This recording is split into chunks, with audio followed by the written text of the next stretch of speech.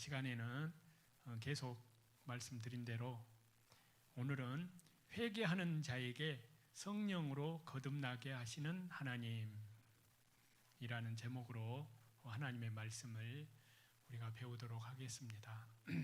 먼저 하나님 말씀은 사도행전 2장 38절을 찾겠습니다.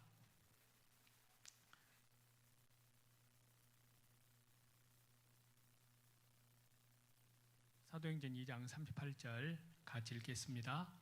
베드로가 이르되 너희가 회개하여 각각 예수 그리스도의 이름으로 세례를 받고 죄 사함을 받으라. 그리하면 성령의 선물을 받으리니. 죄인이란 말은 끝까지 회개치 아니함으로 지옥 갈 사람의 대명사라는 그런 뜻이 있습니다. 세상으로 말하면 죄인이라는 말은 사형 선고를 받은 사형수입니다. 하나님 앞에 그렇습니다. 하나님께 끝까지 회개치 아니함으로 둘째 사망, 지옥 가도록 선고가 내려진 사람이다. 그것이 성경에서 말하는 죄인, 바로 악인, 하나님 앞에 구원을 받아야 될 죄인이라는 신분입니다. 거기에서 하나님의 은혜와 능력으로 철저히 회개함으로 무조건적인 바로 우리 주 예수 그리스도에 대한 믿음으로 구원을 받아야 됩니다. 반드시 성경으로 회개함으로 예수님 십자가 보혈 영원한 속량함으로 구원을 받아야 되는 중요한 일입니다. 여러분들 중에 아직 회개치 않음으로 구원을 받지 못했다고 생각하는 사람, 또 회개함으로 구원을 받을 수 있습니다. 예수 그리스도의 십자가의 보혈을 통해서. 또 이미 구원을 받았다고 하는 사람, 그 구원이 성경과 맞는지 확인해 봐야 됩니다. 성경에 있는 하나님의 은혜를 회개함으로, 깨달음으로 받지 않으면 안 됩니다. 회개하지 않음으로 구원을 받지 않고 받은 줄 알고 있으면 더 큰 문제입니다. 그래서 자신이 죄인인 것을 알고 또 죽음과 심판과 멸망받을 운명에서 힘써도 못하고 참아도 못하고 인간의 어떤 노력으로도 율법으로도 자기를 구원할 수 없다는 것을 알아야 합니다. 마치 헤엄칠 줄 모르는 사람이 깊은 물에 빠진 것과 같습니다. 죽을 가능성이 100%. 몇 퍼센트요? 100%. 수영을 할 줄 모르는 사람이 깊은 물에 빠진 사람 100%인데요. 죽을 가능성이. 힘을 쓰면 쓸수록 그 사람은 더 잘 빠집니다. 그 사람이 마음이 착하다고 살겠습니까? 돈 많다고 살겠습니까? 지식이 많다고 살 수 있겠습니까? 그 사람이 헤엄칠 줄 모르는 사람이 깊은 바닷물에 빠진 사람, 그 사람이 살려면 다른 사람이 와서 건져주어야만 살 수 있습니다. 건져줄 사람이 있으면 살고 자기를 건져줄 사람이 없으면 죽는 것입니다. 구원이라고 하는 것은 건진다는 뜻입니다. 죄와 사망, 지옥의 멸망에서 건짐을 받는 것이 바로 구원입니다. 100% 하나님께서 하시는 일입니다.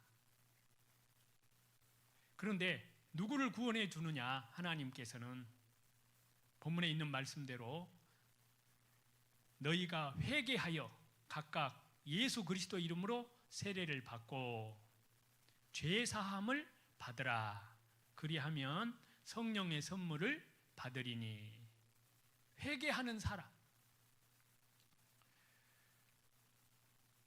철저히 회개함으로 구원받기 원하는 사람을 구원해 주십니다.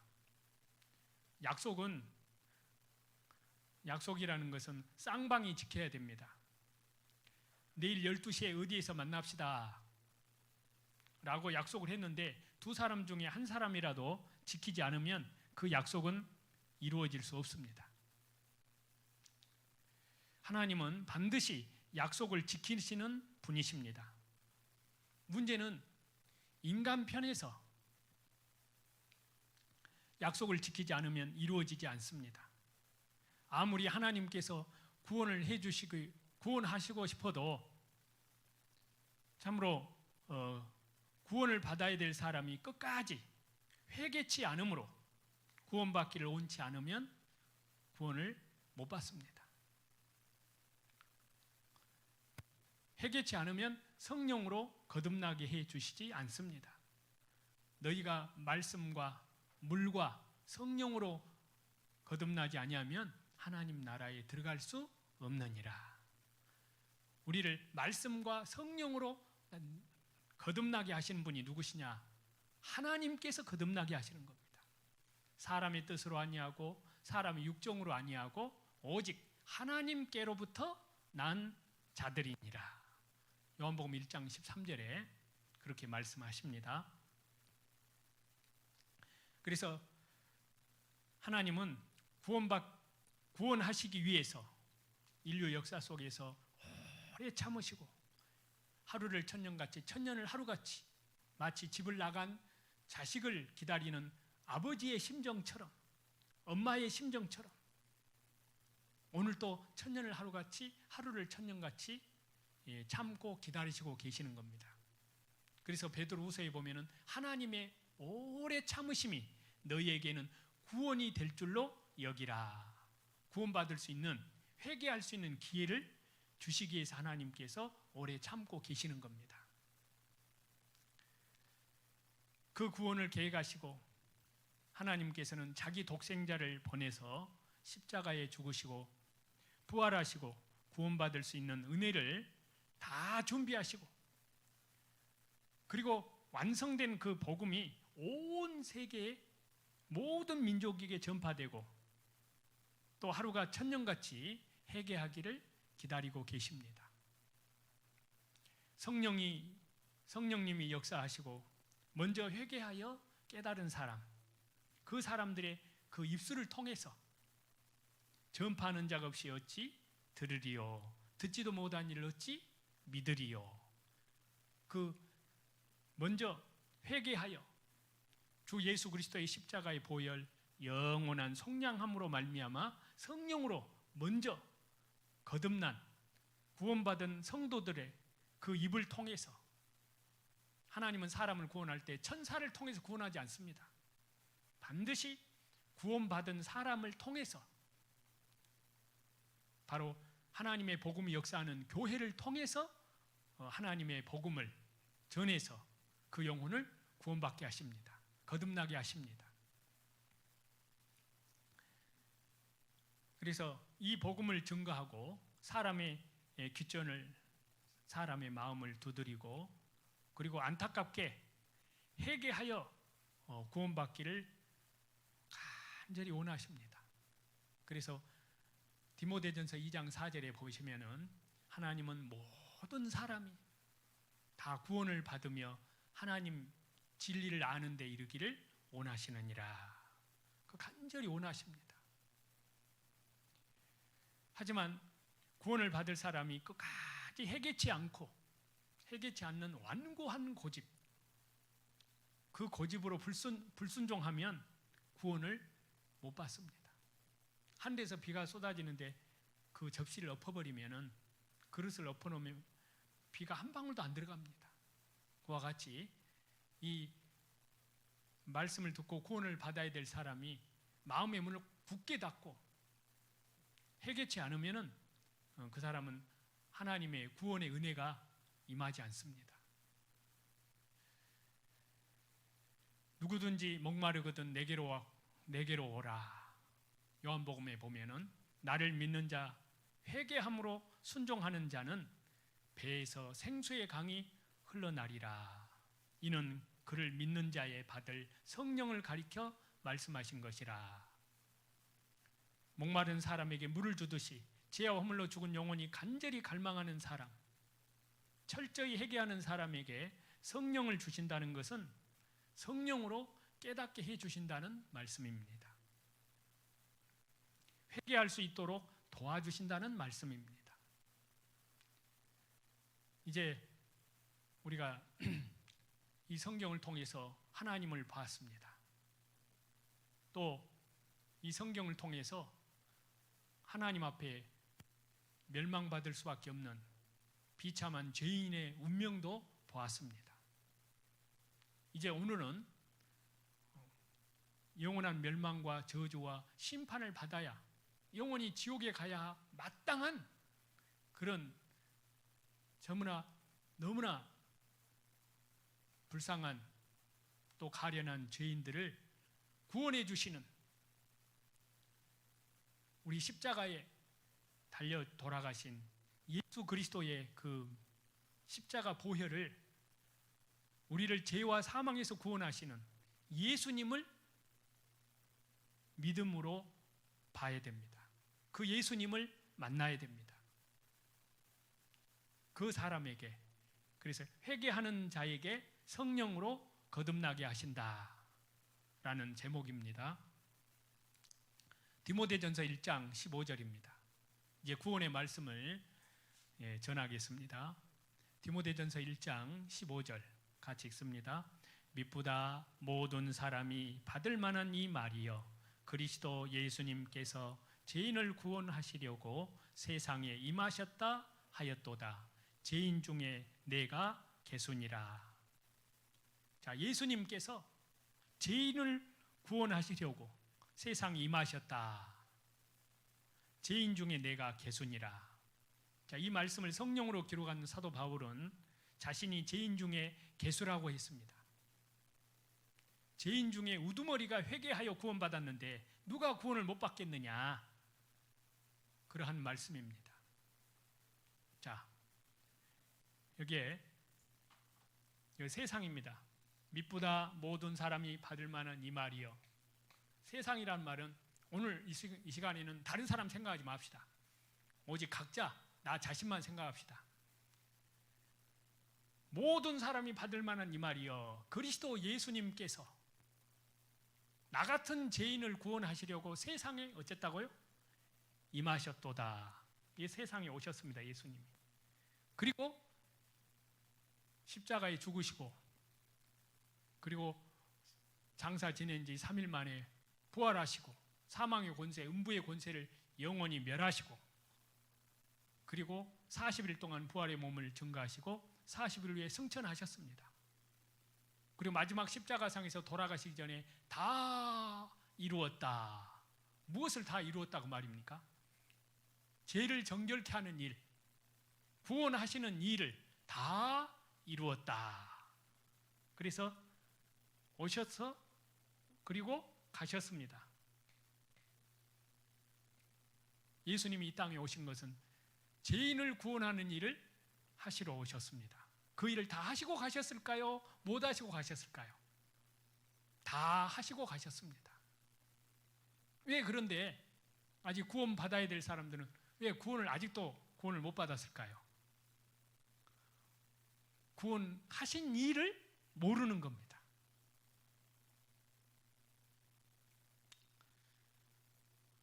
죄인 중에 내가 개순이라. 사도 바울이 죄인 중에 개수라고 했습니다. 그리스도 예수님께서 죄인을 구원하러 오셨습니다. 죄인을 구원하러 오셨다는 그 말씀은 죄인은 저와 여러분, 각자 나 자신입니다. 예수님께서 각자 저와 여러분, 나 자신을 구원하러 오셨다는 뜻입니다. 이 시간에는 아까 말씀드린 대로 나 자신만 생각합시다. 죄인이라는 말은 회개치 않음으로 지옥 갈 사람의 대명사라는 말이라고 아까 말씀을 드렸습니다. 심판받아 영원한 지옥으로 멸망할 사람이라는 뜻입니다. 그것이 죄인입니다. 그런데 그리스도 예수님께서 죄인을 구원하시려고 세상에 오셨도다. 하나님이 세상을 이처럼 사랑하사 독생자를 주셨으니, 자, 세상을 사랑하셨다는 말은 아까 말씀드린 대로 세상에 있는 사람, 영혼을 사랑하셨다라는 말씀이십니다. 그 영혼은 하나님의 형상대로 지음받은 소중한 인격체입니다. 저와 여러분을 포함해서 이처럼 사랑하사 자기 독생자를 세상에 보내서 십자가에 죽기까지 사랑하셨습니다. 말로만 사랑한 것이 아니라, 말로 사랑한다는 말만 들어도 너무너무 좋은데 직접 몸소 행해 보이셨습니다. 사람이 친구를 위하여 자기 목숨을 버리면 이에서 더 큰 사랑이 없느니라. 요한복음 15장 예수님이 그렇게 말씀하셨는데요, 자기 독생자를 죽는 데까지 내준다면 그보다 더 큰 사랑이 없지요. 우주 만물을 창조하신 하나님, 그 거룩하시고 존귀하신 하나님께서 자기 독생자를 이 낮고 천한 버르지만도 못한 나 같은 죄인들을 위해서, 여러분 각자 한번 해보시죠. 오른손을 한번 들었다가 왼쪽 내 가슴을 살짝 때리면서 나같이 더러운 죄인, 버르지만도 못한 나 같은 죄인, 나 같은 죄인.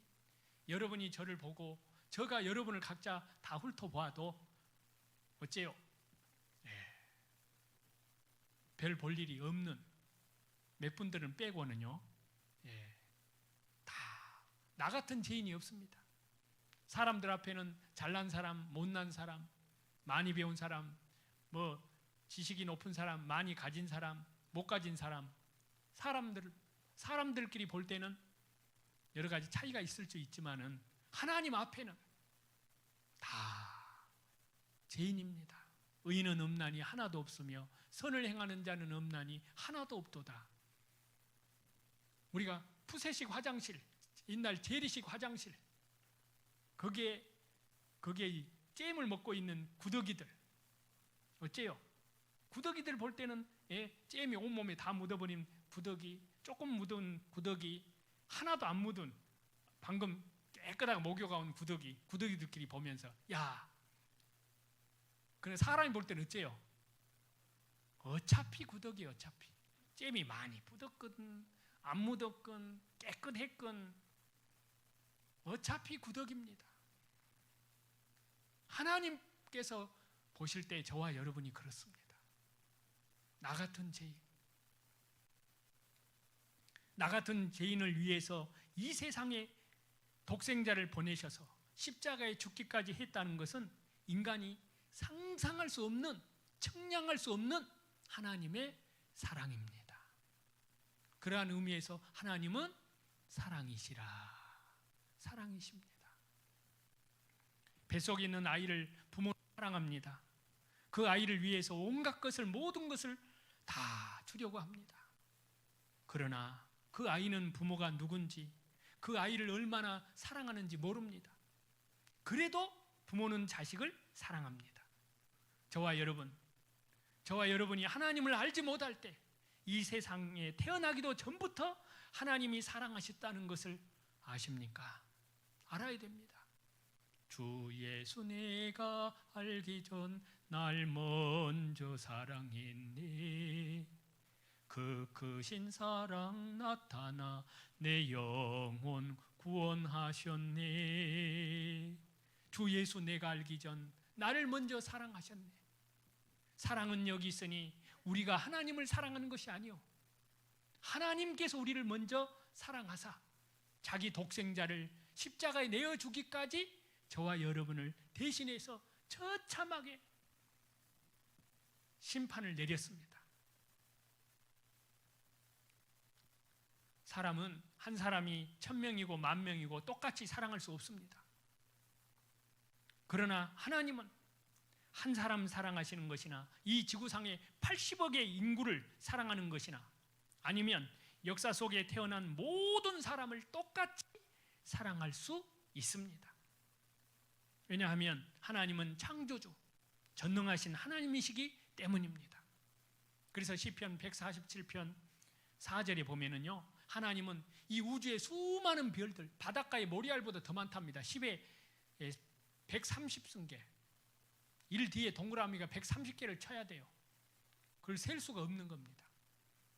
그렇게 많은 우주의 별의 개수 우리는 셀 수가 없습니다. 그런데 창조주 하나님은 그 별들을 다 세시고 그 이름대로 명하시고 부르신다고 했습니다. 그 이름을 명하신 하나님, 그 별들을 창조하신 하나님, 하물며 하나님의 형상대로 지음 받은 영혼을 모르실 것 같습니까? 우주 끝에 가 있을지라도 거기에 계십니다. 음부 끝에 갔을지라도 거기에 있습니다. 내 눈을 피하여 바다 밑에 숨을지라도 거기에 하나님이 계십니다. 어떤 사람은 나 같은 죄인, 이 천한 것 하나님이 기억이나 하실까요? 기억하시고 말고요. 하나님은 모든 사람을 감찰하십니다. 끝까지 해결치 않고 지옥 갈 죄인도 지켜보십니다. 끝까지 사랑하십니다. 그래서 요한복음 13장에 보면은 하나님이신 예수님, 하나님께서 사람 돼서 오신 분이 예수님이시잖아요. 나와 아버지는 하나니라. 예수님은 자기 사람들을 사랑하시되 끝까지 사랑하시니라. 심지어는 가룟 유다까지, 가룟 유다가 예수님을 배척하고 팔아먹었지만은 예수님은 끝까지 가룟 유다를 사랑하셨습니다. 예수님은 끝까지 그 유다를 사랑했지만 가룟 유다는 어째요? 예수님을 팔았기 때문에 지옥 간 것이 아닙니다. 끝까지 이 가룟 유다는 해결치 않고 예수님 사랑을 배척했기 때문에 지옥에 간 겁니다. 하나님이 세상을 이처럼 사랑하사, 그 말씀 안에는 그 세상에 살고 있는, 이 세상에 살고 있는 저와 여러분, 나도 사랑하셨다는 것을 아셔야 됩니다. 이 세상에 아무도 없고 나 혼자만 덜렁 있어도, 이 지구상에 혼자 있어도 주님께서는, 예수님께서는 나 같은 한 사람을 구원하러 오실까요? 안 오실까요? 오시고 말고요. 오시고 말고요.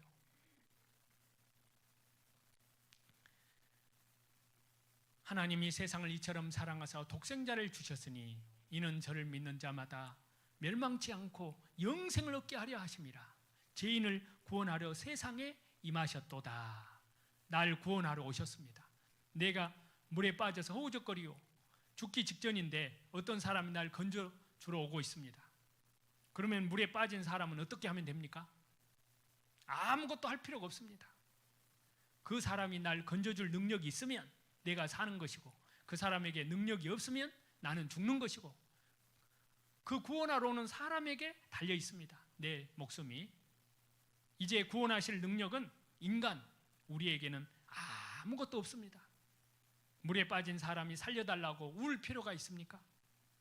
울든 안 울든 저쪽에서 건져주러 오고 있는데요. 내가 구원받기를 원한다고 해서 주님이 우리를 구원해 주러 오셨고, 원하지 않는다고 안 오셨고가 아닙니다. 우리가 원하기도 전에 주님이 구원하러 오셨습니다. 우리는 이제 나를 건져주신 분이 어떻게 나를 구원해 주는지 회개하고 믿기만 하면 됩니다. 이제 하나님이 우리를 어떻게 구원하셨는지를 알고 회개하고 우리는 성경을 통해서 믿고 순종만 하면 됩니다. 지금부터 약 2021년 전에 예수 그리스도께서 이 세상에 오셨습니다. 세상이란 것은 아까 말씀드린 대로 온 세상 사람, 그리고 시간을 초월해서 이 세상 끝날까지 모든 사람, 한 사람도 빠짐없이 다 포함되어 있습니다. 어떤 사람은 예수님이 지금부터 2000년 전에 이 세상에 오셨다가 가셨는데 지금 나와 무슨 상관이 있겠느냐, 그렇게 생각할 수 있겠죠. 그것은 자꾸 하나님을 자기 인간처럼 생각하는 것입니다. 우리는 시간 속에 살지만은 하나님은 영혼 속에 계신다는 걸 아셔야 됩니다. 하나님은 시간이 필요 없습니다. 하나님은 몇천 년 전, 몇천 년 후가 없습니다. 시간이 있다는 것은 모든 것이 불완전한 것입니다. 점점 불완전한 것에서 점점 좋게 되든지 아니면 나빠지든지 변화되어 갑니다. 모든 것이 완전한 것에는 시간이 필요 없습니다. 그래서 천국에 가면 시간이 없습니다. 천국에 가면 시계도 없고 달력도 없습니다. 몇천 년이 가는지 오는지도 모릅니다. 모든 것이 완전하기 때문입니다. 영혼 속에 들어가기 때문입니다. 하나님은 영원하신 분이기 때문에 이 세상 시작부터 세상 끝날까지 하나로 보십니다. 시간을 초월해서 하나님이 세상을 사랑했다는 것은 역사의 시작부터 세상 끝날까지 모든 사람을 말하는 것입니다. 저와 여러분 다 포함해서 그 안에 저와 여러분이 다 포함되어 있다는 것을 알아야 됩니다. 그러한 의미에서 이 시간에는 다른 사람 생각하지 말고 오직 각자 나 자신만 생각하시기를 바랍니다. 이 말씀과 나와 1대1로 접목을 하셔야 됩니다. 그 사람 속에 간절히 사모하고 회개하는 사람 속에 그 구원받기를 원하는 그 간절한 마음 속에 성령님이 말씀으로 역사하셔서 하나님이 그 영혼을 거듭나게 하십니다. 그리스도께서 세상을 구원하러 임하셨도다. 세상도 역사를 초월해서 세상 끝날까지 저와 여러분 그 안에 함께 포함됩니다. 죄인을 구원하러 세상에 임하셨도다. 이 세상에 오셔서 그분께서 주 예수님께서 33년의 생애를 마치시고 십자가에 못 박혀 죽으시고 사흘 만에 부활하시고 40일 동안 사람들에게 보이시고 그리고 많은 사람들이 지켜보는 가운데 승천하셨습니다. 그리고 다시 오십니다. 구원하러 오셨다가 가셨습니다.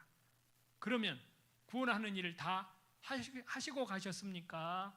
못 하시고 가셨습니까? 다 하시고 가셨습니다. 십자가상이 마지막 돌아가시기 전에 다 이루었다 하셨습니다. 예수님 믿는다는 것은 나는 멸망받을 죄인인데 나는 아무런 공로도 없는데 예수님이 나를 구원하시는 일을 완전히 하셨다 하신 일을 회개하고 믿는 겁니다. 자, 요한일서 3장 5절입니다. 요한일서 3장 5절 구원 얻을 말씀입니다. 같이 읽겠습니다. 그가 우리 죄를 없애려고 나타내신 것을 너희가 아나니 그에게는 죄가 없느니라. 그분이 누구시죠? 예수님. 그분이 우리 죄를 없애려고 나타내신 것을 너희가 아나니 그에게는 죄가 없느니라. 그분께서 우리 죄를 없애하려고 나타내신 바 된 것을 너희가 아나니 죄인을 구원하러 오셨다 하는 말을 좀 더 쉽게 말씀드리면 우리 죄를 없이 하러 오셨다 그런 뜻입니다. 문제는 죄 때문에 심판받고 죄 때문에 멸망받을 테니까 죄만 다 없어지면 심판을 받을 이유가 없잖아요. 그러니까 예수님이 우리를 구원하러 오셨다는 말씀은 죄를 없이 하러 오셨다 그런 뜻입니다. 내가 만일 남의 돈을 10억 좀 빌려서 사업을 하다가 실패해서 다 없어졌다고 합시다. 그 빚을 못 갚아서 감옥에 들어갔다고 합시다. 다른 사람이 건져주려면 대신 그 빚을 갚아줘야 됩니다. 돈은 돈으로 갚으면 됩니다. 그러나 죄인은 돈으로도 안 되지요. 그래서 로마서 6장 23절에 죄의 삭은 사망이니라. 죄의 삭은 사망입니다. 또 히브리서 9장 22절에는 피 흘림이 없은즉 죄 사함이 없느니라. 이 죄와 사망에서 건짐을 받아야 됩니다. 그런데 죄의 삭은 사망이라. 죽어줘야 됩니다. 예수님이 우리 죄를 없이 하려 오셨다는 그 말씀은 그리스도께서 죄가 없는 분으로서 그분에게는 죄가 없느니라. 죄인을 대신해서 죽으러 오셨다는 뜻입니다. 값으로 대신 죽으러 오셨습니다. 그래서 인자가 온 것은 섬김을 받으려 함이 아니라 도리어 섬기려 하고 자기 목숨을 많은 사람의 대속물로 주려 하심이니라. 속죄 제물로 주려 하심이라. 그래서 구약시대에 하나님이 이스라엘 백성들에게 율법을 주셨죠. 그 율법의 대표적인 것이 십계명입니다. 그 십계명을 범하는 것이 죄입니다. 그런데 그 십계명이 도덕적인 법인데 그 도덕적인 법을 범한 죄, 그 죄로 말미암아 이제 심판을 받고 멸망을 받아야 되는데, 한쪽에는 하나님의 사랑이 있다고 했죠. 율법은 하나님의 공의를 설명합니다. 근데 하나님은 완전한 공의와 완전한 사랑, 하나님은 이제 한쪽에 하나님 사랑은 또 죄인이 멸망하는 것을 원치 않고 구원받는 것을 원하십니다. 그래서 하나님이 죄인을 구원하시기 위해서 하나님께서 한 가지 법을 만들었습니다. 그것이 제사법입니다. 속죄법, 대신 죽어도 죄값을 치러도 된다라는 특별법을 만드신 겁니다. 특별법은 모든 법에 우선합니다. 제사법인데 그것이 속죄 제사입니다. 그 속죄 제사 드리는 법이 있는데 어떻게 하느냐 하면은요, 사람이 죄를 지었으면 그 사람의 죄를 대신해서 구약시대 때입니다. 양이나 염소나 송아지, 어린 것, 1년 된 짐승, 그것도 흠도 없고 점이 없는 수컷, 자기가 그 짐승을 잡아야 됩니다. 소, 양은 잡기가 쉬워요. 근데 소는 우리가 하다못해 시골에서 옛날 잔치하면 돼지 잡으려면 돼지 그냥 죽던가요? 온 동네가 염소 그냥 쉽게 죽일 수 있겠어요? 남자들은 또 쉽게 죽일 수 있어요. 그러나 여자분들은 자기가 염소를 끌고 가서 염소를 자기가 죽여가지고 안수해가지고 자기가 그 염소를 죽여야 돼요. 그리고 그 죽인 피를 제사장에게 드려야 돼요. 그럴 때 자기가 죽여야 돼요. 그것도 자기 사온 것이 말고 자기 집에서 자기가 기르어야 돼요. 자기가 키운 가축을, 양이나 자기가 키운 양이나 자기가 키운 염소나 흠이 없는 자기 손으로 죽여야 됩니다. 죄를 안수해가지고 전가해가지고. 그 쉬운 일이겠냐고 말입니다. 어쨌든 1년 된 이 짐승을 인간의 죄를 대신해서 속죄 제사로 드리는 것을 허락했습니다. 그래서 양이나 염소나 송아지를 끌고 와서 그 머리에 안수해서 하나님, 이스라엘 백성들이 모든 죄를 이 송아지에게 짊어집니다. 그리고 자기가 죽여서 피를 흘려서 속죄 제사를 드리는 거예요. 레위기 17장 11절입니다. 구약성경 레위기 17장 11절 같이 읽겠습니다. 육체의 생명은 피에 있음이라. 내가 이 피를 너희에게 주어 제단에 뿌려 너희의 생명을 위하여 속죄하게 하였나니 생명이 피에 있으므로 피가 죄를 속하느니라. 육체의 생명은 어디에 있다고요? 피에. 그래서 양이나 염소나 송아지를 죽여서 피를 흘려서 속죄 제사를 하도록 허락했습니다. 그래서 이스라엘 백성이 죄를 위해서 많은 양이나 염소나 송아지가 속죄 제물로 희생이 되어서 죽었습니다. 죄의 삭은 사망이니라. 피 흘림이 없으니 제사함이 없느니라. 이렇게 이 제사를 드리게 했어요. 한 번 제사로 영원한 속량함을 이루기까지, 완전한 제사를 드리기까지 임시적으로.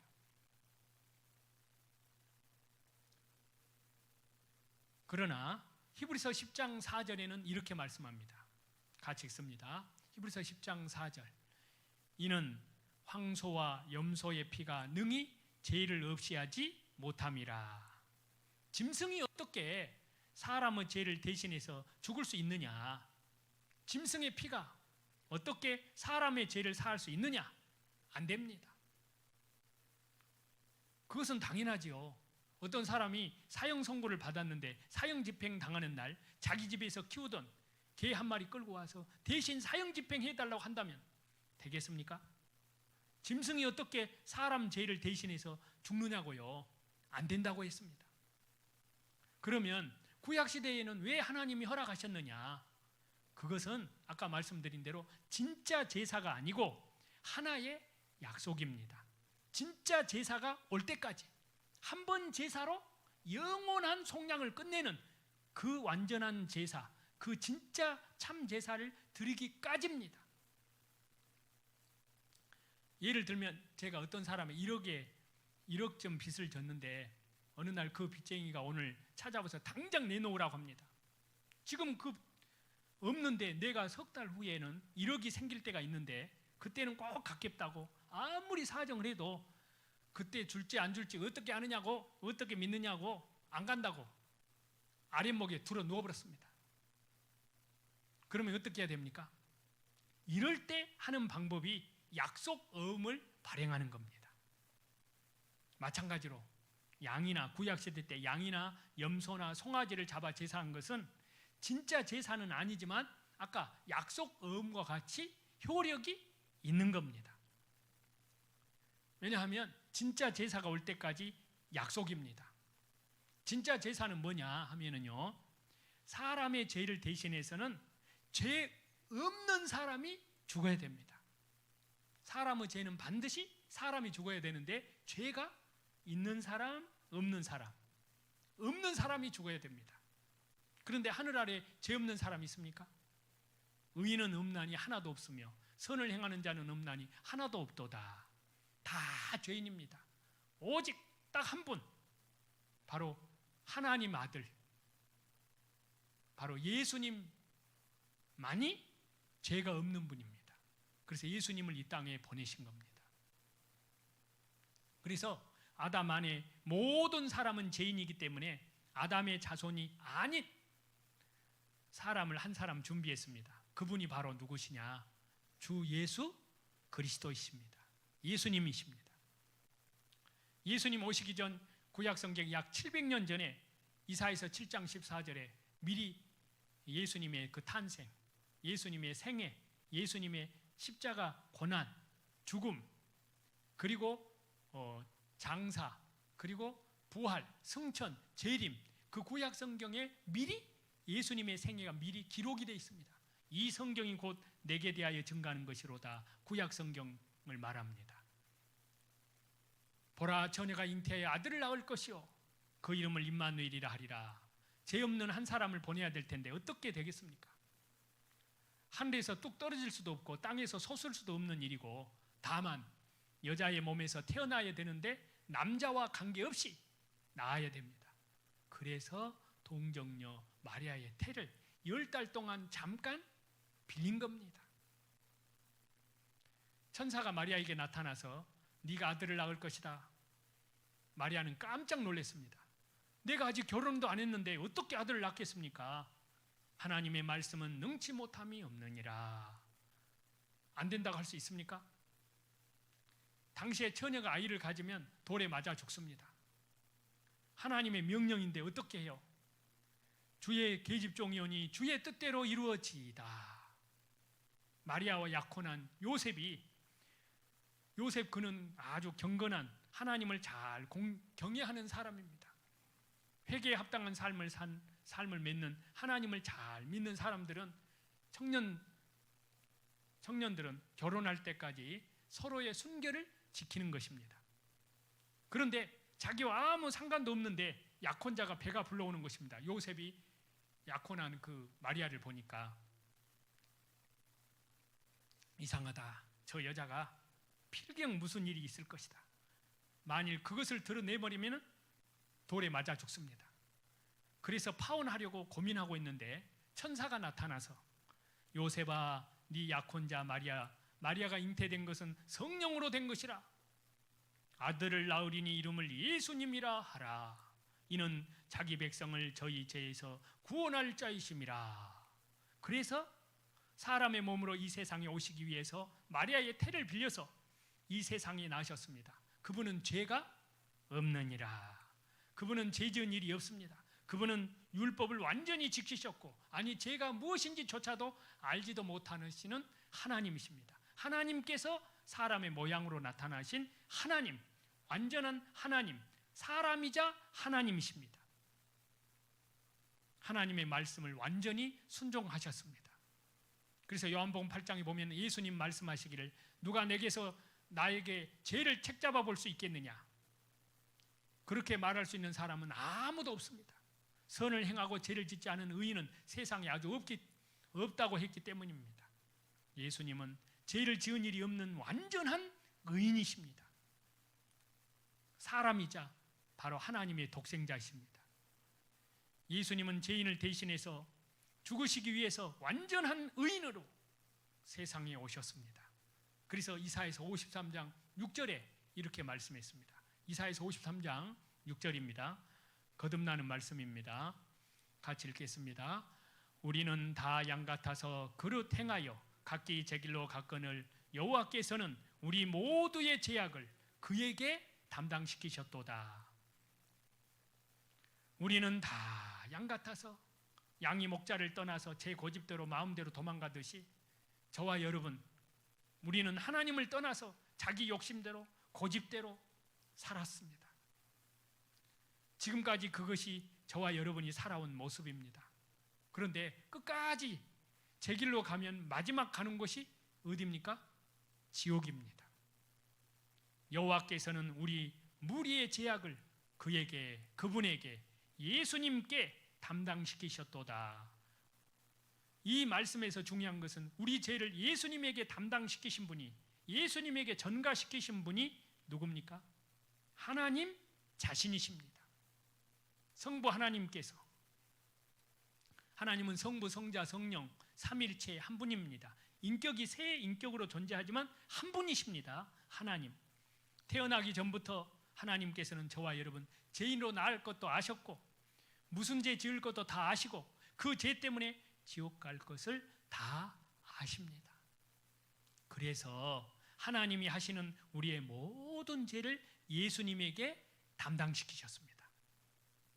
하나님이 우리를 구원하시기 위해서는 그 방법밖에 없습니다. 그 길밖에 없습니다. 여호와께서 우리 무리의 죄악을 그에게 담당시키셨도다. 성부 하나님께서 성자 하나님이신 예수님 몸에다가 저와 여러분의 죄, 온 세상 죄, 온 백성들의 죄를 담당시키셨습니다. 온 국민들의 죄를, 세계 시민들의 죄를, 우리 죄를 예수님에게 담당시켰으면 여러분, 우리가 받아야 될 저주와 심판을 누가 이제는 받으셔야 됩니까? 예수님이 받으셔야 됩니다. 그래서 예수님이 십자가 처형을 대신 당하셨습니다. 그럴 때 우리도 함께 처형을 당한 것이라고 하나님은 판결하십니다. 그것을 믿고 회개하는 사람들에게는 그 사실이 나와 연결이 되는 겁니다. 예수님이 받으셨습니다. 저와 여러분의 죄를 예수님께 다 짊어지고 우리에게 내릴 저주와 심판을 예수님 몸에다가 다 쏟았습니다. 그래서 이사야서 53장 5절에 이렇게 말씀합니다. 이사야 53장 5절입니다. 같이 읽겠습니다. 그가 찔림은 우리의 허물 때문이요 그가 상함은 우리의 죄악 때문이라. 그가 징계를 받음으로 우리는 평안을 누리고 그가 채찍에 맞음으로 우리는 나음을 받았도다. 그가를 예수님으로 바꾸어서 우리를 자기 이름으로 바꾸어서 같이 읽겠습니다. 같이 읽겠습니다. 예수님이 찔림은 배 요셉의 허물 때문이요 예수님이 상함은 배 요셉의 죄악 때문이라. 예수님이 징계를 받음으로 배 요셉은 평화를 누리고 예수님이 채찍에 맞음으로 배 요셉은 나음을 받았도다. 자기 이름 다 넣으셨어요? 예, 이렇게 읽어도 틀림없습니다. 우리 죄가 예수님을 십자가에 못 박아 찔렀습니다. 우리 죄가 예수님을 죽였습니다. 하나님은 심판의 채찍을 높이 들어서 우리에게 내릴 채찍을 예수님에게 심판을 때려버리셨습니다. 그가 채찍을 맞음으로 우리가 나음을 입었도다. 예수님이 저와 여러분이 받아야 될 저주와 심판을 받음으로, 저주와 심판을 대신 받음으로 저와 여러분은 심판을 안 받게 되었다는 뜻입니다. 이 말씀은 이사야서 53장 5절, 이 말씀은 초림하신 예수님이 오시기 700년 전에 기록된 말씀입니다. 이 말씀을 이루시기 위해서 예수님이 오셨습니다. 예수님 당시에 제일 죄 많은 사람을 죽이는 사형법이 산채로 십자가에 못을 박아서 공개 처형하는 일입니다. 로마에서 만든 형법입니다. 십자가에 못 박아 죽일 사람은 그 전날 잡아서 끌고 가서 옷을 벗기고 기둥에 묶어놓고 가죽 채찍 끝에 죄인을 채찍질하는 채찍이 따로 있습니다. 길이가 1m 이상 되는 여러 갈래로 된 채찍입니다. 그 채찍 끝에 쇠붙이를 달아서 로마 군인 2사람이 사정없이 내리칩니다. 다음 날이면 십자가 못 박아 죽일 사람이니까 인정사정 볼 것이 없습니다. 힘껏 내리칩니다. 그러면 온몸의 살이 쫙쫙 찢어지고 피투성이가 되었습니다. 어떤 사람은 채찍에 맞다가 너무너무 고통스럽기 때문에요, 죽어버리는 사람도 있습니다. 예수님이 그 채찍에 맞았습니다. 누구 때문에요? 저와 여러분 때문에. 무엇 때문에요? 저와 여러분이 범한 죄 때문에. 막대기로 때리고 손바닥으로 얼굴을 때리고 침을 뱉고 예수님은 가장 비참한 죄인처럼 채찍에 맞았습니다. 그 다음날 아침에 무거운 십자가 형틀을 걸머지고 채찍에 맞으면서 쓰러지면서 넘어지면서 사형장으로 끌려가셨습니다. 한 발자국 두 발자국 걸어가신 자국마다 뜨거운 눈물 붉은 피 가득하게 고였구나. 바로 예수님이 가신 그 길. 이 말씀을 이루기 위해서 예수님은 오셨고, 이 말씀을 이루기 위해서 예수님은 대신 채찍에 맞았고, 대신 저와 여러분을 대신해서 저주와 형벌을 그 몸에 짊어지셨습니다. 그리고 세례 요한은 그 예수님을 향해서 이렇게 증거했습니다. 요한복음 1장 29절입니다. 요한복음 1장 29절 같이 읽습니다. 이튿날 요한이 예수님께서 자기에게 나오심을 보고 이르되, 보라, 세상 죄를 지고 가는 하나님의 어린 양이로다. 세례 요한이 예수님을 가리켜서 말하기를, 보라, 세상 죄를 지고 가는 하나님의 어린 양이로다. 저와 여러분의 죄, 나의 죄, 채찍에 쓰러지며 넘어지며 십자가를 지고 가신 어린 양을 보라.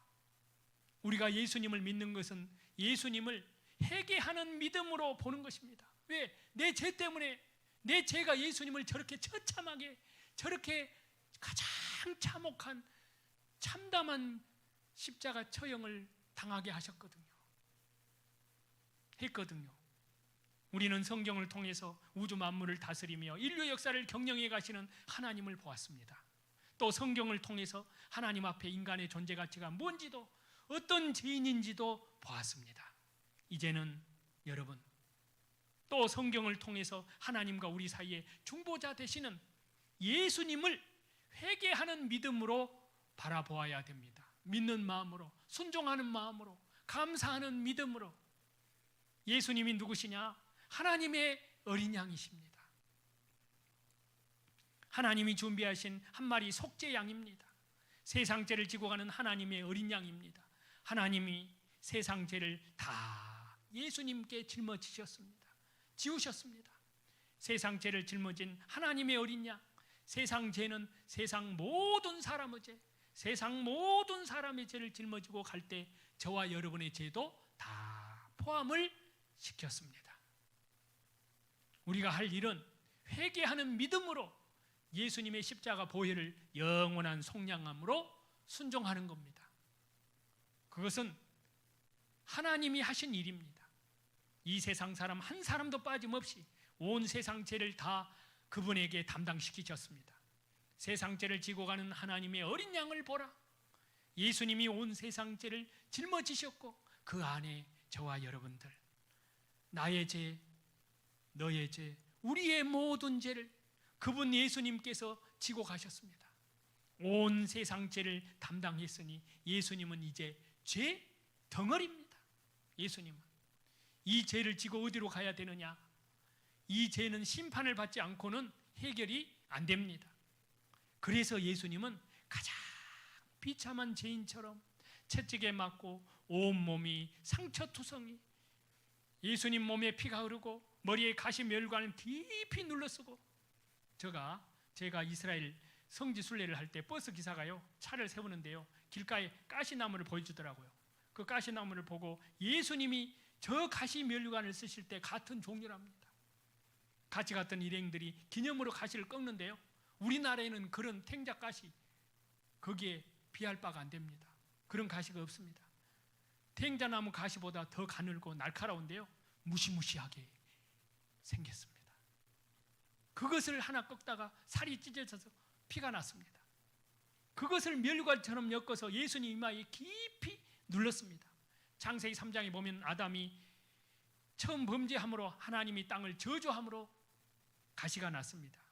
이 가시는 인간이 죄를 지은 죄에 대한 저주입니다. 그 가시를 예수님이 쓰셨다는 것은 인간의 저주를 예수님이 머리에 쓰신 것입니다.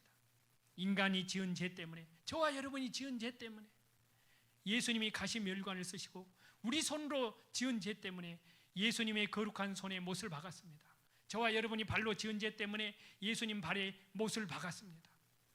우리 마음으로 지은 죄 때문에 예수님 가슴에 창으로 찔렸습니다. 옆구리에 창을 찔렸습니다. 저와 여러분이 몸으로 지은 죄 때문에 예수님 몸이 달렸습니다. 십자가에 못 박혀서 달렸습니다. 인간과 하나님 사이에 높이 매달렸습니다. 오전 9시에 못이 박혀서 오후 3시, 장장 6시간 동안 하늘과 땅 사이에 높이 달렸습니다. 6시간 동안 십자가에 매달려서 양손, 양발이 찢어져서 고통을 받았습니다. 십자가 밑에서 손가락질하면서 머리를 흔들면서 예수님을 저주하고 욕을 했습니다. 수치를 당하면 고통이 배나 더 크답니다. 죄 없으신 거룩하신 그분, 하나님이신 예수님께서, 하나님의 독생자께서 가장 비참한 죄인처럼 조롱과 욕설과 수치를 그 몸에 다 받으셨습니다. 마지막 예수님이 아버지여 저들의 죄를 사하여 주옵소서. 저들은 저들이 하는 것을 알지 못하나이다. 마지막 운명하실 때 돌아가시기 전에 다 이루었다 하고 실제로 죽었습니다. 제삭은 사망이니라. 로마 군인이 창으로 예수님 가슴을 찔렀습니다. 심장에 구멍이 나서 피가 흘렀습니다. 그때 십자가 밑에 저와 여러분이 있다고 가정해 봅시다. 로마 군인 백부장은 예수님이 죽으시는 모습을 보고 그분 예수님께서는 과연 하나님의 아들이었도다 라고 탄식하면서 돌아갔다고 했다는데요, 우리도 거기에 있었다면 뭐라고 말했을까요? 주님 십자가 못 박히실 때 그대 그곳에 간 일이 있느냐? 오, 그 생각 떠오를 때 이 몸 떨려오니 그대 그곳에 간 일이 있느냐? 그때 저와 여러분, 나도 거기에 있었다면 십자가를 쳐다봤을 것입니다. 머리에는 가시멸관이 깊이 박혀서 눈물과 피가 범벅이 되어 흘러내리고 있습니다. 양손 양발이 찢어지고 피가 솟아납니다. 가슴에 큰 구멍이 생겨서 피가 샘처럼 콸콸콸콸 쏟아집니다. 그 십자가 밑에 피가 강처럼 흘러내립니다. 참으로 비참하구나. 저 사람이 무슨 죄를 지었길래 저렇게 처참하게 죽어야 했을까? 그렇게 생각하지 않을까요? 성경의 그분 예수님께서는 죄가 없느니라, 죄가 무엇인지도 알지도 못하는 그분이십니다.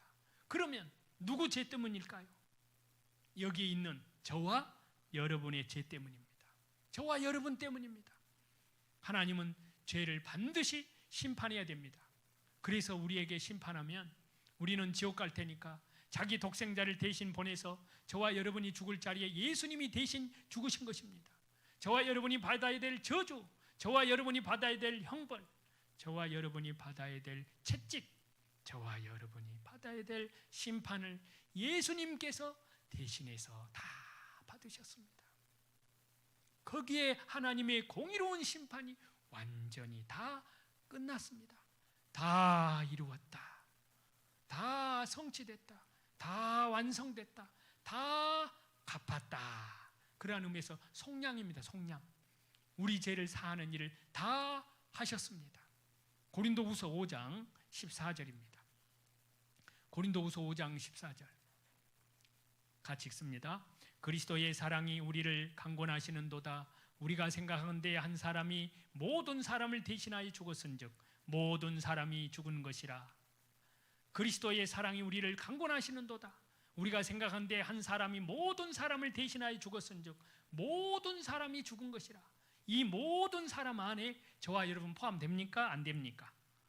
하나님께서 포함시키셨습니다. 이 말씀을 보니까 저와 여러분을 자신들을 대신해서 죽으신 분이 계셔요? 안 계셔요? 계셔요. 그분이 바로 예수님. 예수님께서 보통 사람이 아니고 하나님의 거룩하신 분이 나 같은 죄인을 대신해서 죽으셨습니다. 한 사람이 모든 사람을 대신하여 죽으셨습니다. 예수님이 죽으신 것은 모든 사람이 죽은 것으로 하나님이 간주하십니다. 판결하십니다.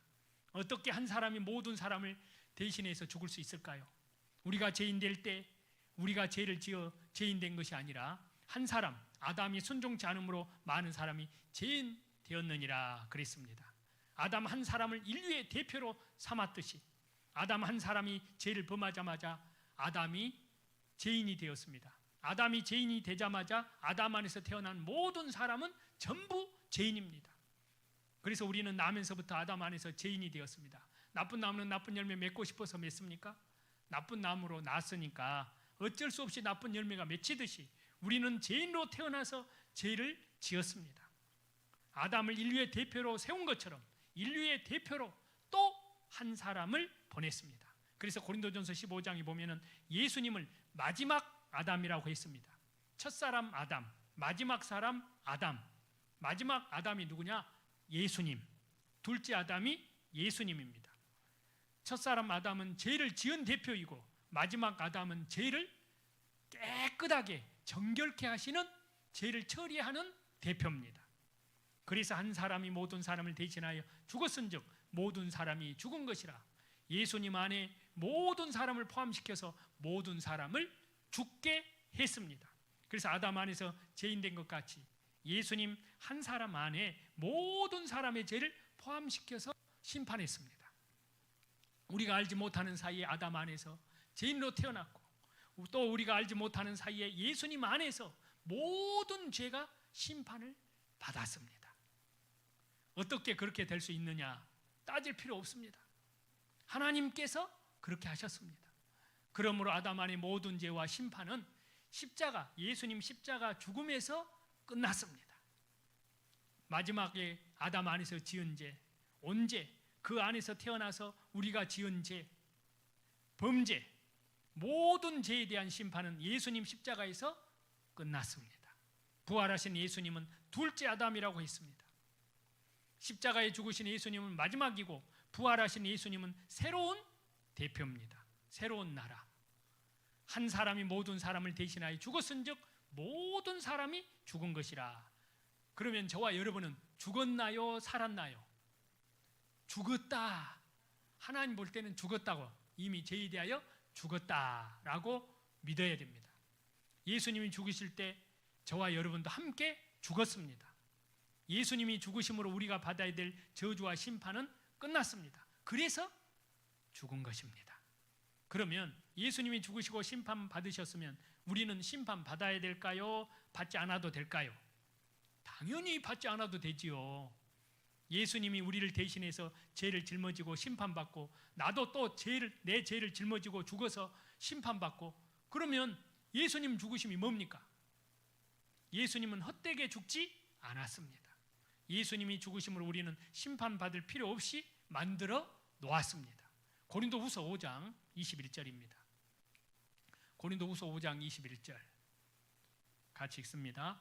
하나님이 죄를 알지도 못하신 이를 우리를 대신하여 죄로 삼으신 것은 우리로 하여금 그 안에서 하나님의 의가 되게 하려 하심이라. 하나님의 의가 되게 하려 하심이라. 하나님이 죄를 알지도 못하신 분 예수님, 그 예수님은 도무지 죄가 없는 분이란 말씀입니다. 우리를 대신해서, 저와 여러분을 대신해서 예수님이 죄 덩어리가 되게 하신 것입니다. 죄를 삼으셨다는 말은 죄에 대해서 심판을 받으셨다는 말씀입니다. 그것은 우리로 하여금 저희 안에서 하나님의 의가 되게 하려 하심이라. 우리 죄는 예수님이 가져가시고 예수님이 죽으셔서 우리의 의는, 예수님의 의는 우리에게 주어서 우리를 살게 하고 예수님과 운명을 바꾼 것입니다. 자, 히브리서 1장 3절입니다. 히브리서 1장 3절 같이 읽겠습니다. 이는 하나님의 영광의 광채시요 그 본체의 형상이시라. 그의 능력의 말씀으로 만물을 붙드시며 죄를 정결하게 하는 일을 하시고 높은 곳에 계신 지극히 크신 이의 우편에 앉으셨느니라. 예수님이 십자가 돌아가실 때 마지막 하신 말씀이 다 이루었다 하고 돌아가셨습니다. 그런데 무엇을 다 이루었느냐? 죄를 정결케 하는 일을 하시고 높은 곳에 계신 이엄의 우편에 앉으셨다는 말씀은 부활하시고 승천하셔서 하나님 앞에 가셨다는 그 뜻입니다. 이쪽에서 세금 내면 세금 받아가는 쪽에서는 증거로 영수증을 줍니다. 예수님이 피 흘리신 것은 죄값을 갚아주신 것입니다. 예수님의 죽음은 우리의 죄인 된 것을 없이 한 것입니다. 예수님이 피 흘리신 것은 우리가 범죄한 것을 없이 하신 것입니다. 예수님이 무덤에 들어가신 것은 아담 안의 운명을 끝내신 것입니다.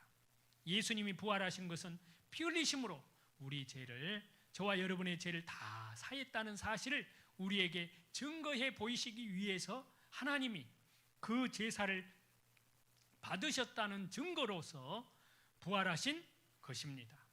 영수증입니다. 부활하신 예수님이 손에 못자국을 보이시고 옆구리에 창자국을 보이시면서 제자들에게 너희에게 평강이 있을지어다. 요한복음 20장 19절에 보면은요, 부활하신 예수님이 제자들에게 나타나서 너희에게 평강이 있을지어다. 이것이 무엇을 말씀하실까요? 구약성경 이사야 57장 끝에 보면은요, 악인에게는 평강이 없느니라. 지옥 갈 죄인에게는 무슨 평강이 있겠어요? 빚을 몽땅 걸머지고 도망가지도 못하고 죽을 수도 없고 너무 답답한 가운데 있는 사람이, 어떤 사람이 빚을 다 갚아주고 빚을 갚아주었다는 영수증을 보이면서 당신 빚은 다 갚았다, 갚았습니다, 걱정하지 마세요, 마음 폭 놓으세요, 그러면 얼마나 좋겠어요. 예수님이 십자가에 죽으시고 피 흘리심으로 다 이루었다 하시고 부활하신 예수님이 너희에게 평강이 있을지어다. 내가 너희 때문에 상하고 찔렸으니까 마음 푹 놔라. 그리고 승천했습니다. 승천하신 주님이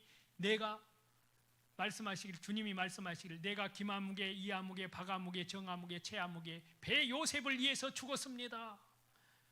성부 하나님, 이 피를 보십시오. 하나님이 뭐라 하는지 성부 하나님께서 됐다 만족해 하십니다. 하나님 받으셨다고 말입니다. 이 성경은 우리에게 떼어준 영수증입니다. 영수증. 예수님 믿는 것은 받은 증거 많도다. 이 성경이 곧 내게 대하여 증거하는 것이로다. 이것은 우리에게 주신 영수증입니다. 예수님의 피로 도장을 친 영수증입니다. 마지막으로 히브리서 9장 12절입니다. 그러면 우리 죄값을 어디까지 치르셨느냐?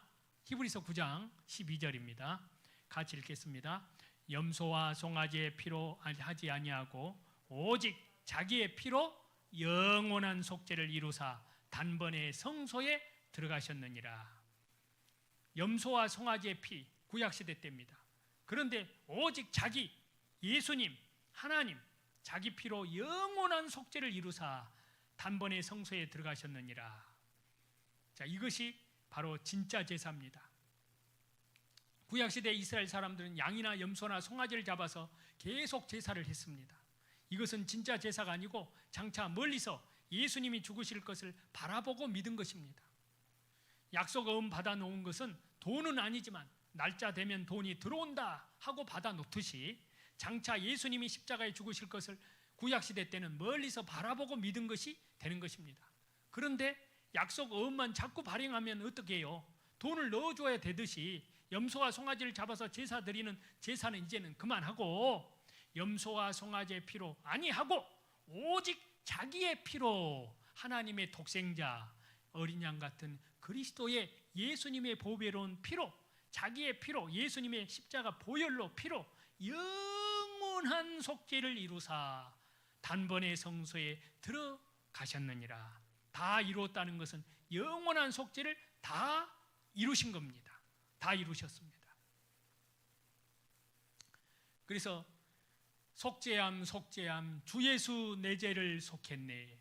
영원이라는 말은 성경에 두 가지 뜻으로 되어 있는데요, 아주 긴 기간을 영원이라고 한 것이 있고, 또 하나는 시작도 없고 끝도 없고, 사실 이 영원이라는 단어는 하나님께 속한 것입니다. 저와 여러분, 우리는 인간들은 시간 속에 살고 있습니다. 그러나 하나님은 영원 속에 계시는 분입니다. 영원하신 하나님이 인간 역사를 시작했습니다. 그리고 어느 날 인간 역사가 딱 끝나면 영원한 하나님의 역사가 계속됩니다. 인간 역사는 하나님의 영원과 영원 사이에 막간에 불과한 겁니다. 밤의 한 경점에 불과한 겁니다. 예를 들면은 개미 보고요. 자, 영원. 개미 한 마리 보고 여기서 여기까지 걸어간다 합시다. 기어가보라 한다면 개미는 한참 걸리죠. 그러나 저는 어째요? 단번이다, 단번. 그와 같습니다. 하나님께서 볼 때 영혼은 과거도 현재도 미래도 없습니다. 항상 현재입니다. 첫사람 아담 때도 현재, 세상 끝날도 현재, 하나님 앞에는 영원입니다. 아담 때부터 세상 끝날까지 사람은 긴 역사로 보지만은 하나님은 이것을 하나로 보십니다. 하나님은 인류 역사를 아담 때부터 세상 끝날까지를 이 강당 안에 있는 사람 보듯이 하나로 보신다는 것을 아셔야 됩니다. 시간을 초월해서. 그래서 영원한 속죄라는 것은 하나님이 보시는 것처럼 이 세상 처음부터 끝까지를 하나로 보십니다.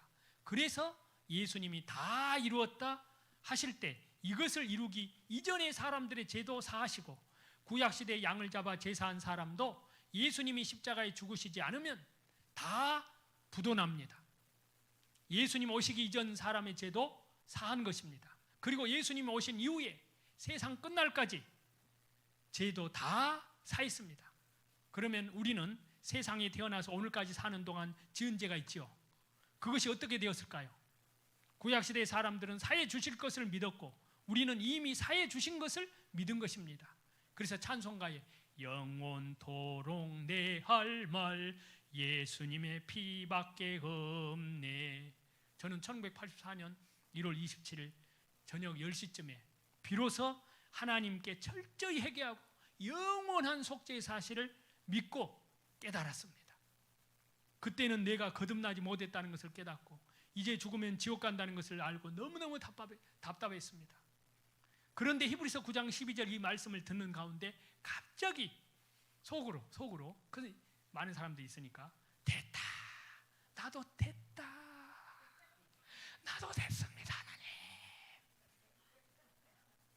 이것이 꿈인가 생시인가 싶어서 주머니 속에 손을 가만히 집어넣고 찝어봤어요. 꼬집어봤어요. 아프잖아요. 예? 꿈이 아니었습니다.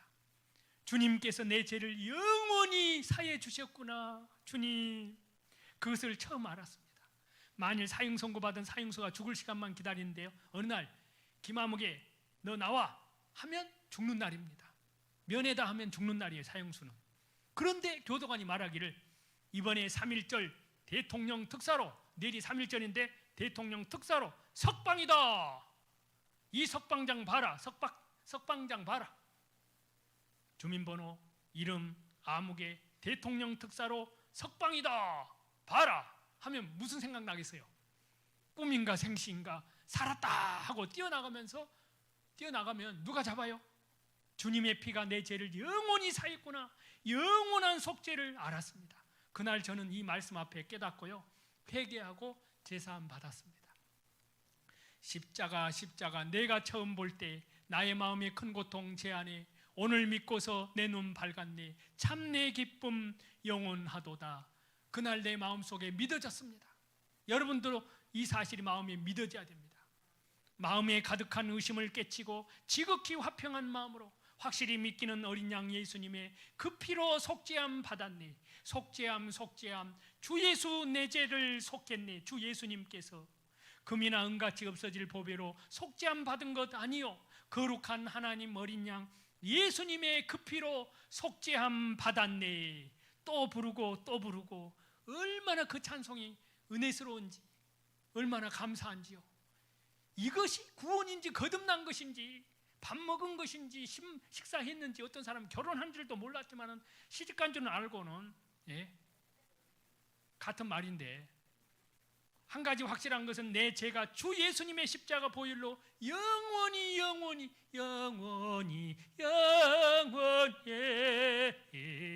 내 죄를 용서하셨네. 속량하셨네. 예수님의 핏값으로 값을 다 치렀습니다.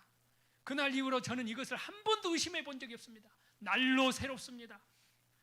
샘솟듯 하는 피곤새에 한이 없이 있도다. 오늘까지 영원히 내 죄보다 예수님의 보혈은 더 큽니다.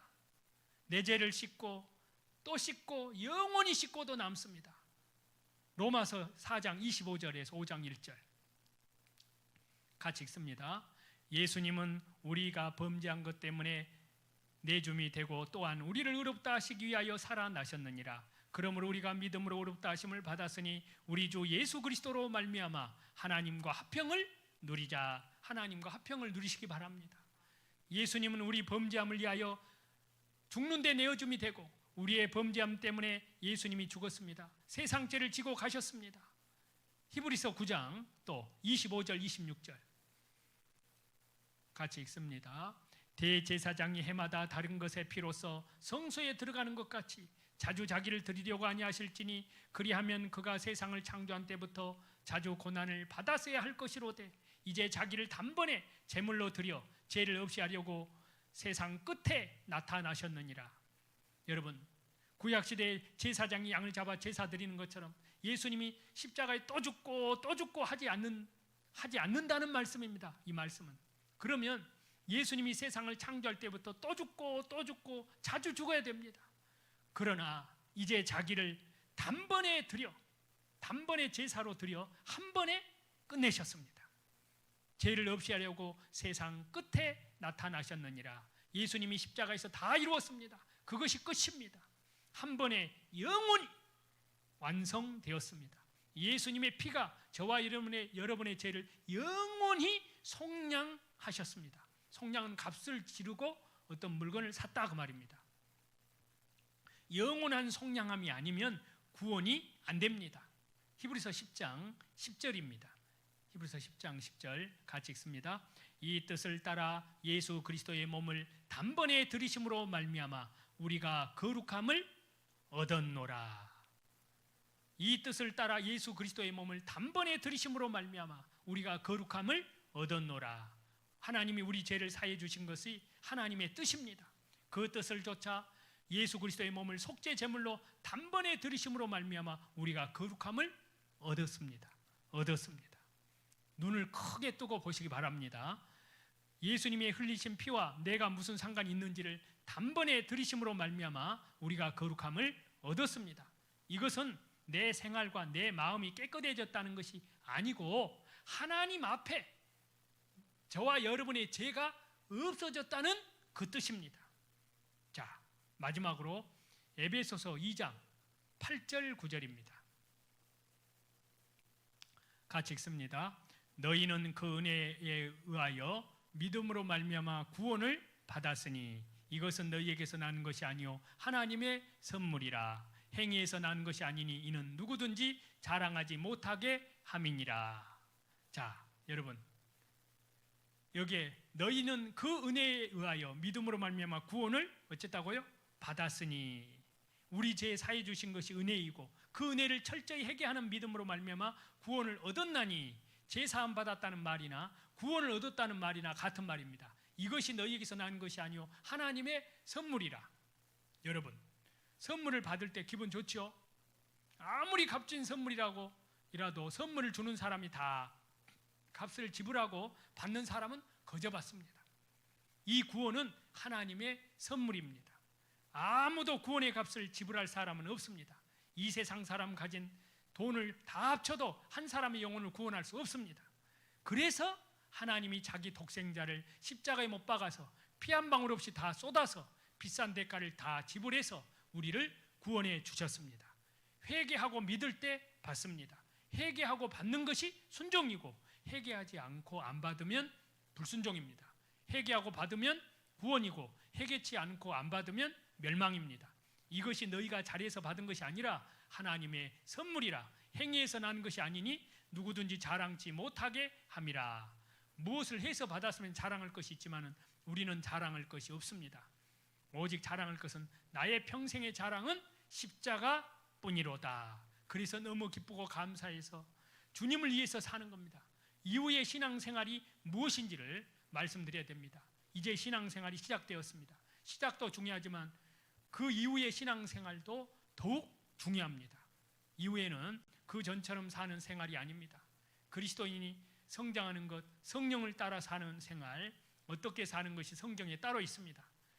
그리스도인의 생활에 대해서 자세히 배워야 됩니다. 그렇지 않으면 신앙생활을 실패할 수가 있습니다.